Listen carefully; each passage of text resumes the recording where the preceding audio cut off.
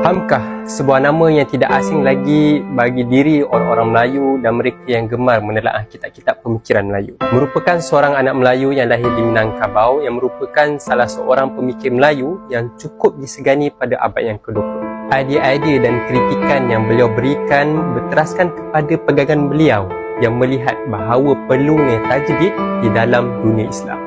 Tujuan mendirikan pemerintahan sudahlah nyata, iaitu memelihara keamanan dan ketenteraman umum, melindungi keselamatan rakyat di dalam lingkungan pemerintahan itu, termasuklah jiwa dan harta benda. Itu merupakan kalam Hamkah di dalam buku beliau, Negara Islam. Secara asasnya, Hamkah ingin menggariskan konsep keadilan di dalam pemerintahan dalam Islam yang sebenarnya berteraskan kepada Al-Quran dan Sunnah. Keadilan yang membawa kepada pengabdian yang sepenuhnya kepada Allah SWT. Bagi menerangkan tentang konsep ini, Hamkah memberikan dalil-dalil daripada Al-Quran dan Sunnah yang membincangkan berkaitan keadilan di dalam pemerintahan. Hamkah juga menelusuri sejarah bagaimana tamadun Islam terbina atas keadilan yang diterangkan di dalam Al-Quran dan Sunnah. Sejarah tamadun Islam yang bermula daripada zaman kerasulan sehingga berakhirnya kekhalifahan. Konflik yang berlaku di dalam negara-negara Islam pada hari ini tentang memahami dan menghidupkan keadilan turut dibahaskan. Hamkah juga telah mengkritik idea-idea barat yang cuba diislamkan pada hakikatnya hanya membawa kezaliman di dalam pemerintahan. Antaranya sosialisme Islam, komunisme Islam dan imperialisme Islam.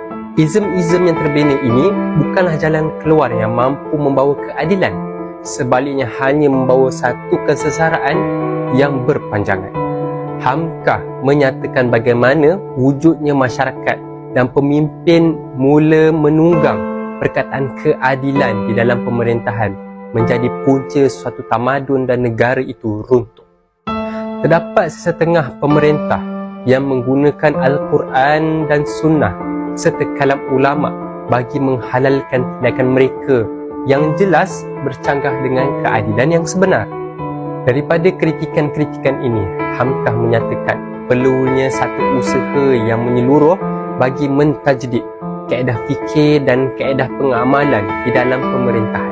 Antaranya yang paling jelas adalah mengenepikan keadilan yang palsu dan menerima keadilan yang sebenar berteraskan kepada Al-Quran dan Sunnah. Teras kepada sebuah negara yang hebat adalah apabila meletakkan Al-Quran dan Sunnah sebagai punca kepada wujudnya keadilan.